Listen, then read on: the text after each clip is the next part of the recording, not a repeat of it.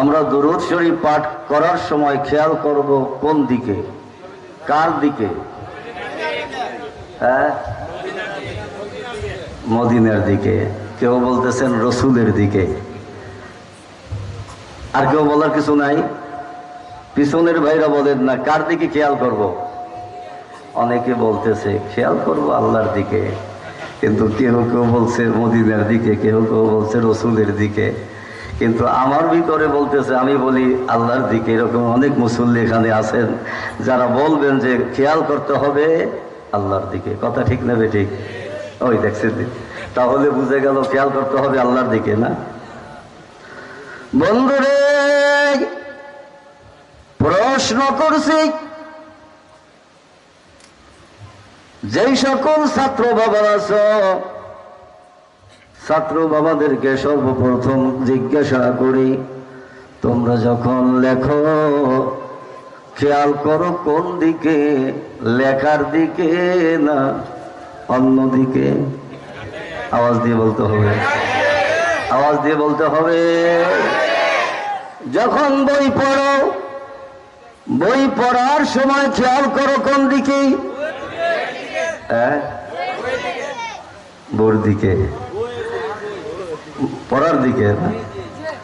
যারা সকালবেলা নাস্তা খাওয়ার সময়, নাস্তা খাওয়ার আগে দৈনিক পত্রিকা পাঠ করে, দৈনিক পত্রিকা পাঠ না করলে নাস্তা হয় না। যারা পত্রিকা পাঠ করে, এই পত্রিকা পাঠ করার সময় খেয়াল করে কোন দিকে?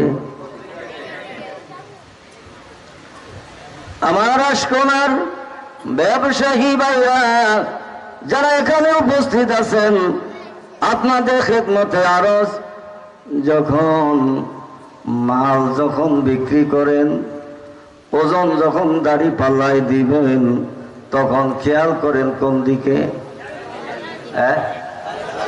কোন দিকে? না দোকানের মালের দিকে, না কাস্টমারের দিকে? কোন দিকে? দাড়ি পাল্লার দিকে। বন্ধুরা,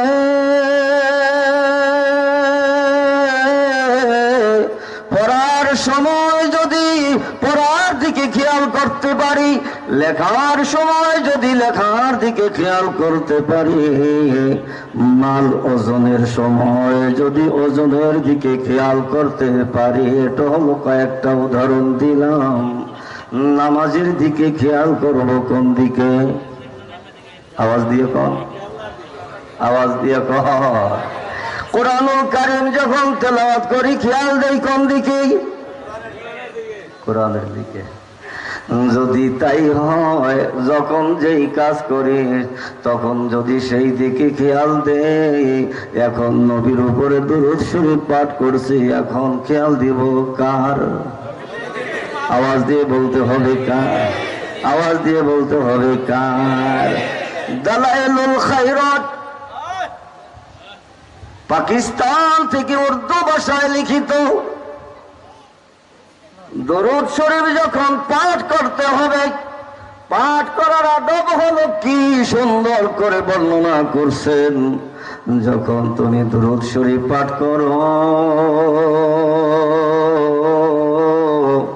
কেবলামুখী হয়ে তুমি বসো, একটু নিজের মাথা ঘাড়কে ডান দিকে একটু কাত করো। জোরে বলেন সুবহানাল্লাহ। যার উপরে দরুদ শরীফ পাঠ করো তাকে খেয়াল করো এইভাবে যে আমি যার উপরে দরুদ শরীফ পাঠ করছি, তিনি আমার দরুদ শরীফ পাঠ শুনতেছেন, তিনি আমাকে দেখতেছেন। জোরে বলুন ইয়া রাসূলুল্লাহ। বাবারে,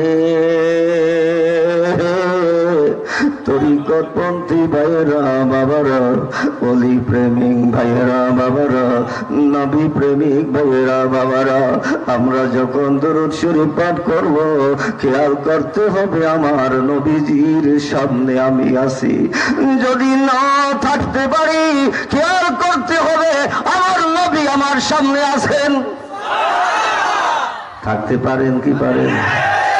নবীজির সামনে থাকতে পারেন কি পারেন? পারেন? আলোচনা, দলিল ভিত্তিক আলোচনা সামনে আসবে। ইমানদারদের আকীদা, আহলে সুন্নাত ওয়াল জামাতের মতাদর্শীদের আকীদা হলো আমার নবী আমাকে দেখেন, আমি কি বলছি না কি করছি সব কিছু দেখেন। দেখেন কি দেখেন না? তাই মহব্বতের সাথে দরুদ শরীফ পাঠ করুন। আল্লাহুম্মা